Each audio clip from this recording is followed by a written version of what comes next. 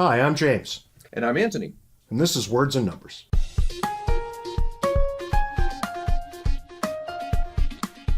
How you doing this week, Ant? Well, James, I'm feeling vindicated. Vindicated, you say?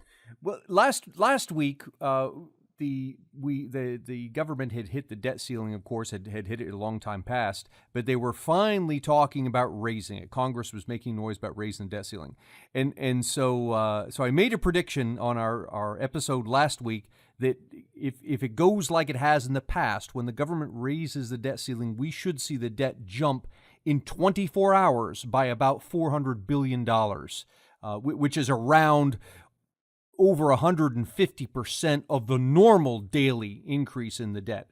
And lo and behold, wouldn't you know, they raised the debt ceiling, and the debt jumped within 24 hours by $318 billion.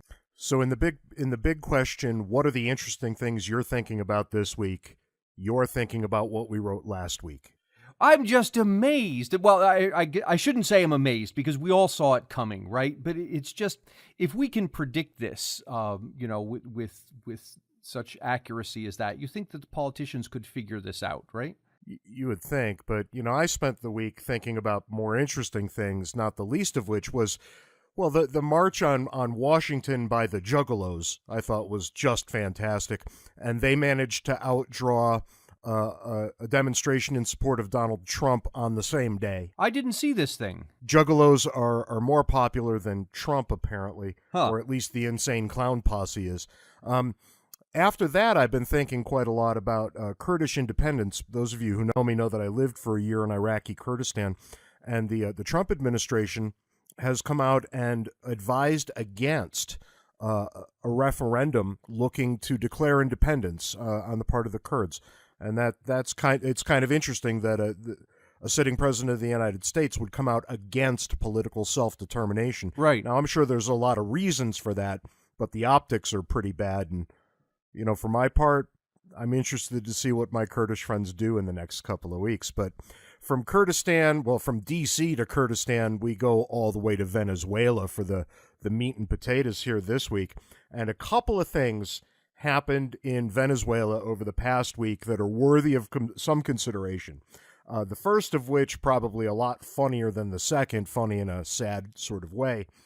President Maduro has unveiled a new strategy to combat what we might euphemistically call the hunger problem in Venezuela, encouraging people to breed rabbits for food. Rabbits. People no longer have access to red meat or chicken, which are the typical staples of the Venezuelan diet. So the president of Venezuela is encouraging everyone to raise rabbits to kill them, to eat them. Good God, it puts a new twist on the let them eat cake thing, doesn't it? That's exactly right. That's about where we're at. But the real question isn't where we're at. It's how did we get here? I mean, just a few years ago, Venezuela had the almost universal respect of the American left. And, it's the usual suspects when you think about it. Sean Penn, Danny Glover, Michael Moore, these types. But Venezuela was also praised by a lot of people who should have known better. And we've got Noam Chomsky, Nobel Prize-winning economist Joseph Stiglitz, and Bernie Sanders. Sanders went so far as to say in 2011 that the American dream was more apt to be realized in Venezuela than in the United States. Yeah, well, I mean, of course they'd point to this because Venezuela was a developed country. Economically, it's not markedly different from the United States. At least wasn't. And then you have on top of that, they go and build a socialist government. And of course, what's happening is for a while, everything worked out fine. And so the people who are pro-socialist can point to it and say, look, see, socialism works. Well, you got to let the clock play out a little bit. And that's the thing, right? Because it did, in fact, work the way they wanted it to until the underlying pressures that built up came to the surface. So what's the chain of events that leads from a socialist victory, which is by almost all accounts what they were having, to a condition in which people literally don't have food and are being encouraged to grow their own? I mean, how did we get here? What's happening there, on a national scale, it's something similar to an individual who's built up a nice savings account and then makes the claim, well, I don't have to work anymore. And for a while he's drawing down on his savings account, everything looks fine. Indeed, you point to this person and say, look, this guy doesn't have to work. He's got a nice life. He's sitting home all day doing nothing. And that all works fine till the savings account runs dry. And then all of a sudden you see the problem. But how did the savings account run dry in a general condition?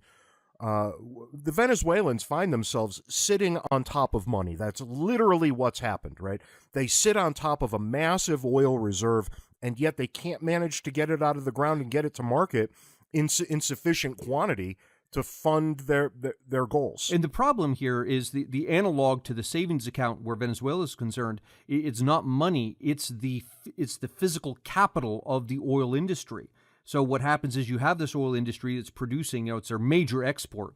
The socialist government comes into play and decides it's going to nationalize the whole thing. So it takes ownership, literally steals it from its owners. It now belongs to, quote unquote, the people, right? And of course, what happens is you've removed the profit incentive to maintain the physical capital. Without the profit incentive, there's no maintenance of the physical capital. There's no incentive to maintain the physical capital, not like there was. And so the thing starts to deteriorate. And this is the analog to drawing down your savings. Literally, over time, the physical capital in this industry is starting to deteriorate to the point that you reach a point eventually that you don't have enough equipment to pull the oil out of the ground. And now you've got a major problem because this was a major source of revenue. Yeah, and we all at least should know by now what happens when politicians don't get the sorts of revenue streams that they anticipated. They go into debt. Right? This is almost universally true. Politicians spend more money than they've got, and this is exactly what happened in Venezuela. There's a massive debt that Venezuela owes to the other countries of the world, and the other countries of the world are starting to want to be paid. And it's not working out. Yeah, and you go the debt route as best you can. The problem there, of course, is you have what you have right now in Venezuela, which is people knocking on the door saying, "Look, it's time for you to pay up what you owe me." The other route you can take, which Venezuela did also, is to simply print money. So Venezuela's printing money, and for a while that's good until the inflation kicks in. And then all of a sudden, you've got dramatic. I think inflation. The World Bank estimated that Venezuela would suffer 1,600% annual inflation this year, and I know last year it was somewhere in the 700% range. This is what you get when you print the money. So then, what does the government do? It turns around and says, "Well, look, people can't afford food because the prices are rising so high. So let's put price controls on food." So we put price controls on food. Then the farmers turn around. They say, well, look, we can't afford to farm at these controlled prices, so we're not going to farm. And at that point, the government turns around and says, okay, you Venezuelans who are sitting around not doing anything because you're unemployed, you must go work on the farms. And it's like, like a tube of toothpaste. You push down in one part and it pops up somewhere else. And that's the scenario you have to deal with in a socialist environment, because you're trying to control something that is at its core uncontrollable. That is the economy. Right. And for the people, the critics and opponents of socialism the world over, who have long said socialism or communism equals slavery, here goes your proof, right? Because one thing led to another. And before you know it, people are being forced to go work on the collective farms in order to create food for the people. And even that didn't work, right? There's not enough food even so, even with people being forced to go work to make it. So we have this spectacle of a president of a once wealthy country telling his people to start breeding rabbits so they'll have something to eat. And all of this sounds really quite terrible, as well it should. It is terrible. But the news for Venezuela, actually, it gets a lot worse as these things go, because last month, the Trump administration levels sanctions against Venezuela, restricting its ability to borrow from U.S. creditors. And you start cutting off funding sources from a starving government, and you can bet bad things are going to happen. It's an odd thing to do because now Trump has put the United States in the position of being able to take the blame. So in other words, the socialists in Venezuela can now point to the United States and say, well, we would have been able to pull out of this if it weren't for them. He didn't need to do this. Just sit back. The thing is going to take its course. Yeah, and the one thing, oddly, that he didn't do was institute some sort of ban on Venezuelan oil, at least not yet, right? You can see where this might be coming down the road. But people might be surprised to know that the United States buys half of Venezuela's oil and accounts for about 95% of Venezuela's export revenues. So as much as the Venezuelan government might point at the United States as kind of the bully on the block, in some realistic way, the United States markets are still propping them up. Right. And I wonder what's going to happen if and when we get to the point where we say, okay, no more Venezuelan oil. And it looks like the Venezuelans are starting to think about that too, because they had a response. And, Venezuela is doing what it can to renegotiate its debt, and it's beginning to offer oil for sale in currencies other than the dollar. And the dollar is the universal currency for the oil industry, right? It keeps things nice and simple, and it allows people to gauge pricing worldwide. But the Venezuelans are moving beyond that, and you start to ask yourself, what does this all mean now? What's going to come of all of this maneuvering from every side? Yeah, and this can only end one way. And that way is the dissolution of the socialist state and the reimposition of free market forces. The best you can do in a socialist environment like that is keep the thing chugging along, at some, if you're lucky, as Cuba has done, at some low level, right? So your people are going to be living in poverty, but they continue day to day. But unless either you completely blow out, as Venezuela seems to be doing, or you maintain this constant level of poverty, there's no other outcome. If you look, economic theory tells us this, right? But if you forget about the theory, just look historically at socialist economies, and every one of them ends the same way. Yeah, they all seem to end with some version of grow rabbits. Yeah, and it's, people can argue about, the morality of capitalism and socialism and so forth, and there's lots of interesting stuff to talk about there. But it's also nice to blow away the mist and realize that at its core, these two philosophies are opposed on one point, and that point is whether people should have autonomy. Should I be free to do what I want to do, provided I'm not imposing harm on anyone else? Or should the state have a higher claim over my life than I do, wherein the state can tell me what I'm supposed to be doing? And that, at its core, is the difference between socialism and capitalism. I mean, if all of that's right, and it sounds pretty right to me, I have to say, really the sticking point here, what we keep coming back to, seems to be that in a capitalist system, we end up with people being self-motivated to maintain their own capitalist base, right? To maintain the systems and the materials that they use in order to bring goods and services to market. Now, when we look at Venezuela, we see the government nationalizing the oil industry. And let's be very honest here. There's a lot of oil in Venezuela, so much so that there should be more than enough for them to fund the basics of life. Things should be going pretty well in Venezuela, regardless of the direction they pick, right? As long as you've got some foresight and some good planning, you should be able to pull it off. But the message here seems to be is that there's no amount of foresight and planning that will overcome or be more effective than a capitalist's own self-interest. Yep. So the very thing that people point to in a capitalist system as the thing that makes it immoral is also the engine that keeps it going. Yeah, it's easy. It seems right to say that this is immoral because, you say the things people normally say that, well, capitalism is built on greed and selfishness.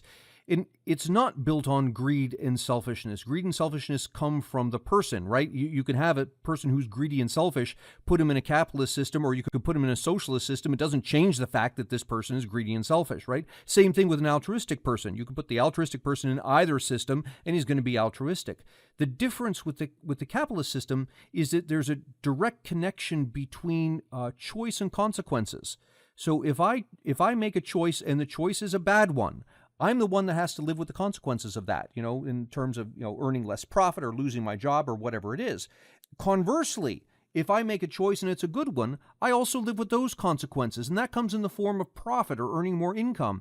And in that feedback mechanism of holding people responsible for their own choices is what causes humans to make more prudent choices. And that's the difference in the socialist versus the capitalist system. It's one of making prudent choices versus making imprudent choices. And this observation is wholly applicable to government in every one of its forms, right? Yep. No matter where you look, governments are rarely accountable. And they're rarely accountable because they have recourse to more of the people's stuff anytime they decide they want it. Well, we started off this conversation with the debt ceiling in the United States. That's a perfect example. Our Congress has appears to be able to spend our money wantonly, and we're not able to do anything about it. Yeah, no, and that's just it, right? Not only can they spend the money, there are no consequences for them when they do it poorly. And in our case, doing it poorly means running a deficit, which means running up a massive debt year over year to the tune of $20 trillion. But when you really think about it, what do politicians invariably say when things start to go wrong? They say a couple of things. First, they say, imagine how bad it would have been if we hadn't done what we did anyway. Right. And then they say the real fly in the ointment, right? Then they come and they say, so what we really need next year is more than we had last year. And it absolutely fuels a cycle of irresponsibility. But it does that precisely because there is no mechanism by which politicians can be held accountable apart from the vote. And when the vote is between two human beings who are going to behave largely the same way, that's not much of a choice at all. It seems somehow that the answer with government is never, we made a mistake, let's not do it, or let's do less of it. It's always, we made a mistake, we need to do more of it. Yeah, I honestly can't remember a time when government ever said, and I'm thinking very broadly across the globe, and I'm thinking throughout history, I can't think of a time when government of its own volition said, yeah, we didn't do a particularly good job with this, maybe that's beyond our scope. Let's not do that again. But conversely, that's a common thing you see businesses doing. And I think the difference is that the business is, the management is directly answerable to the stockholders, and it's the stockholders' money that the management is messing with. And if they start making mistakes, the stockholders are going to kick them out. And you don't get that. Yeah, we talk about, well, that's kind of what voting is. Voting isn't at all that. It's a very different animal, largely because the voters don't have the skin in the game that the stockholders do in the case of a company. So what is it that seems to be part of the human condition that has people placing so much faith in government? And clearly that's what we saw in Venezuela once upon a time, right? This socialist heaven that was going to accomplish such great things, and people lined up to praise it and support it. Why do people place so much of their faith in government when this is the end game almost every time we look? Yeah, I've thought a lot about that, and I think it may have something to do with the fact that humans are inquisitive. We like to understand how things work, and an economy is an incredibly complex thing to understand. And so consequently, given a choice between spending years learning how economics works and just sitting at your armchair thinking, well, if we passed this law that forced people to do this thing, all these wonderful things would happen. The latter is much easier to do, right? You can more easily get your head around a law that says thou shalt not do something than you can to get your head around all of the unintended consequences that might arise from such a law, brought about by hundreds of millions of people, each one of them with different preferences and different constraints and different choices. And so it's way too easy to fall back into this mindset of government is a magic wand. and all I have to do is pass the right law, and all these wonderful things will happen. You know, and I think it might go even a little further than that. It seems to be the case that there are a number of people out there who honestly believe that politicians are public servants, that they're actually somehow cut from better cloth than the rest of us. And I don't think that passes the smell test, and I don't think anybody would really believe that if they just sat and thought about it for a minute or two. But that does seem to be what people honestly believe before they think about it. And unfortunately, they seem to vote before they think about these things. Well, we're running low on time here, Ant, so I'm going to throw it to you for the last word. Is there anything that we can hope for in terms of our friends in Venezuela? Because honestly, we all want them to have better lives than they have. Well, I think to be honest, we should admit the fact that capitalism has its flaws, right? You get income inequality, you get poverty, you'll get people, cronyism arising, people taking advantage of others. You'll get all of that in a capitalist system. But you'll also get it in a socialist system. It's not a function of the system, it's a function of the human condition. The difference between the two systems is that in a capitalist system, when you give people the freedom to act as they choose, provided they aren't harming anyone else, you give them a greater ability to help each other, to coordinate their activities. And if you look across countries, across cities, across states, across time, you see the same pattern emerging. The societies that have more free markets have higher levels of income. Yes, they have income inequality, but they have less of it. Yes, they have poverty, but they have less of it. Yes, they have gender inequality, but they have less of it. And so the answer for Venezuela is get off this socialist boat. Go back to your free market roots, and it won't happen overnight, but over time things will start to get better. And that's all the time we've got for this week, so join us next week, round about noon Eastern Time, Wednesday, for another episode of Words and Numbers. Until then, check out all the great content at Fee Online on social media and at fee.org. Ant, I'll catch you next week. See you next week, James.